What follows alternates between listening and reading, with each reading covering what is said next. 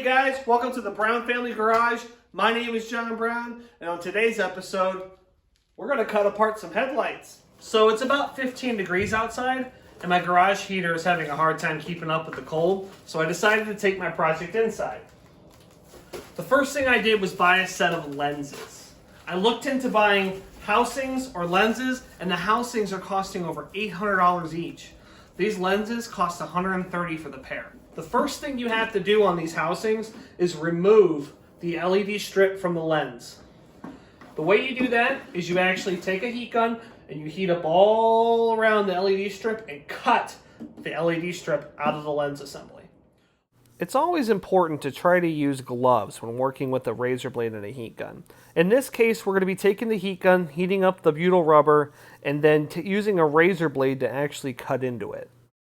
If you wear a pair of gloves, at least if you were to make a mistake and nick your hand, you're going to have one extra layer of protection so that you don't get hurt.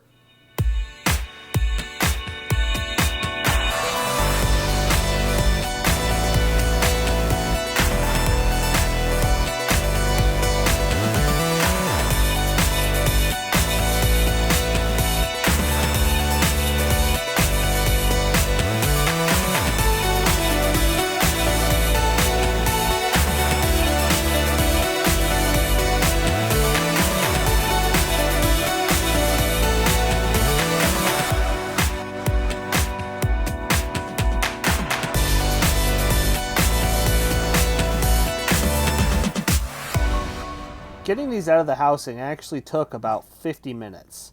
It was a lot of labor of heating and cutting and prying, but I was able to get them out without damaging them. The next step is actually going to be taking the heat gun and the knife and getting the excess rubber off the back of these LED strips.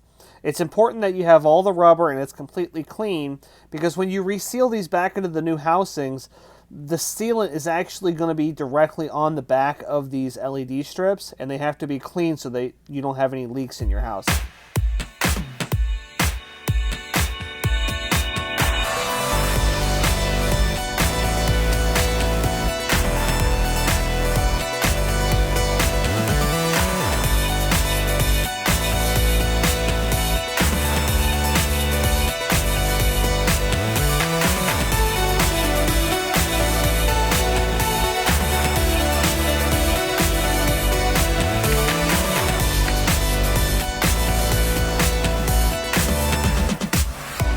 Now that we have the LED strip out of the lens and completely cleaned off, what we have to do next is get the lens off the housing.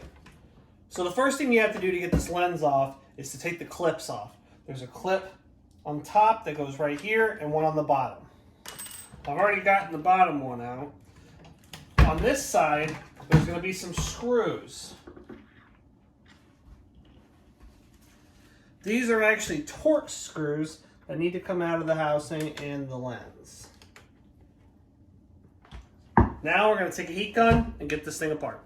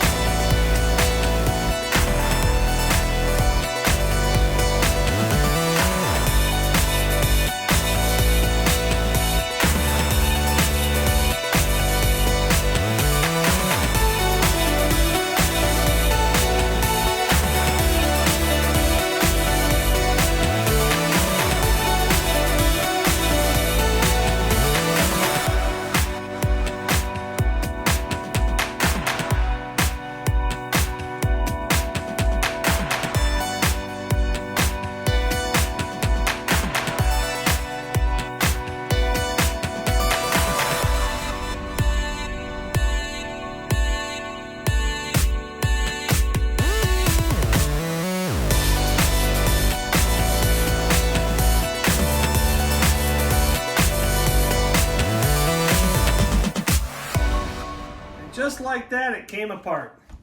Took me about 30 minutes of heating, prying, and trying to soften up this original butyl glue. Which came right off. What I gotta do next is pry all of this goo or butyl out of this channel here. This channel is where the actual lens will fit into. And I want to get all this out of there so that there's plenty of room for my new adhesive to go in. So there's actually a little bit of preparation that goes into these lenses. These reflectors are glued in.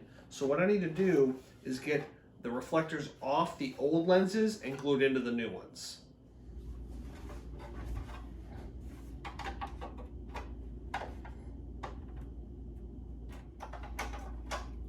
So right now I'm just making sure everything lines up properly. The new lens comes with the same inlay. There's like these little nubs that stick out of the actual housing, and they help kind of line up your reflectors, as you can see. We'll still have to glue them in, but I want to make sure everything's sitting where it should be before I throw glue on here. Now the glue I chose was Gorilla Glue Epoxy. It's a two-part epoxy that you got to mix together. I chose this glue because it has a very high heat rating and a very cold rating. This is especially important for headlights that are going to be out in the weather. Now on these actual reflectors, there's little tabs where the glue once was. I'm going to go right back to those same tabs. Basically what you're looking for is to have glue holding it up on the top and the bottom of the lens. So during this process, I used foil to cover some of the components inside the housing. A lot of these items are glued in the housing, and I didn't feel like taking them apart just to glue them back in later. In the end, the foil did a good job protecting everything, as I didn't have any damage. The next part of the project was probably the worst part. In fact, it was downright excruciating. It took me over 2 hours to get all of the glue out of the channels on both housings. This process is very time consuming. It takes heating, prying, cutting with a screwdriver and knife. It's really not a fun thing to do, and honestly, I really don't ever want to do this again.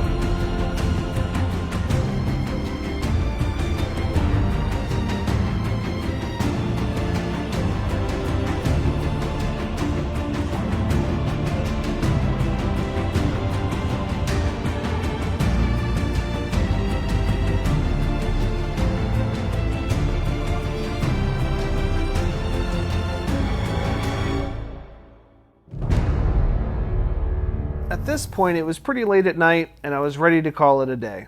So I decided to clean up, hit the sack, and wake up fresh in the morning to continue the project. Good morning, guys. It is Sunday morning, and I'm finally able to get back on this.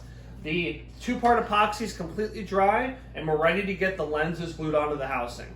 Now, it is a tale of two adhesives. Actually, these are sealants, so it's the tale of two sealants. I originally was going to use this silicone sealant right here to the right. It's crystal clear, comes in a real nice package. The hardware store guy sold it to me. He said it'd be real good for my project. He would be correct, because this is going to literally dry to a rock hard substance. But my fear is if I ever need to get these guys back apart, I won't be able to do so with this. In fact, if I heated this up, it would turn, it would almost burn first before it would actually melt. So that's out. In the factory, they actually use these big guns and machinery to put the hot rubber in the channel, and then they stick the lens on. I don't have that kind of equipment or machinery, so we're going to go a different route. The next best thing that I found was butyl rubber caulk. Now, this is not ideal as it's white. So it's going to look a little funny when the hood's open. But the hood's going to close about right here. The bumper cover's right there. I shouldn't see this at all from the outside of the car.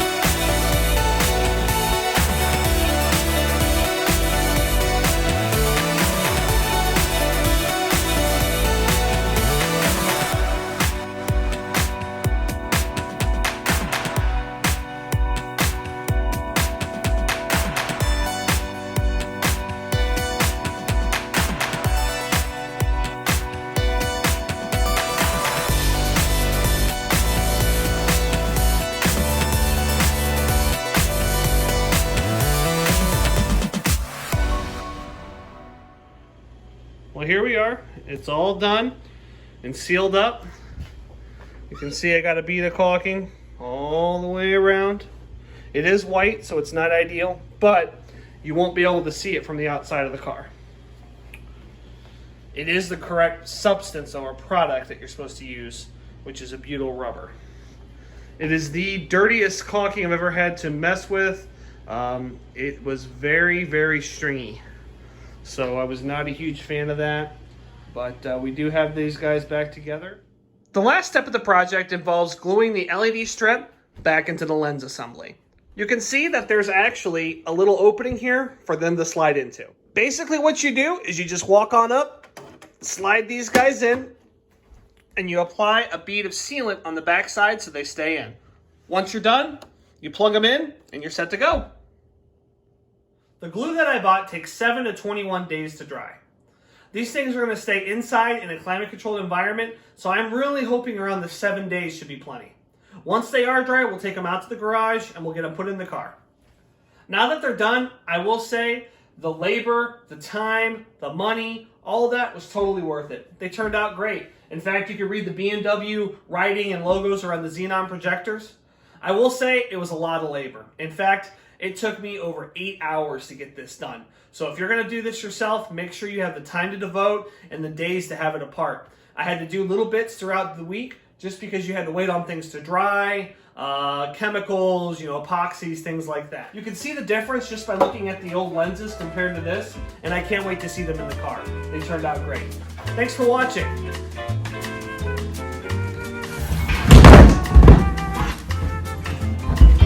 Whoops. Should be plenty for a headlight sitting inside the hot sun. It's terrible.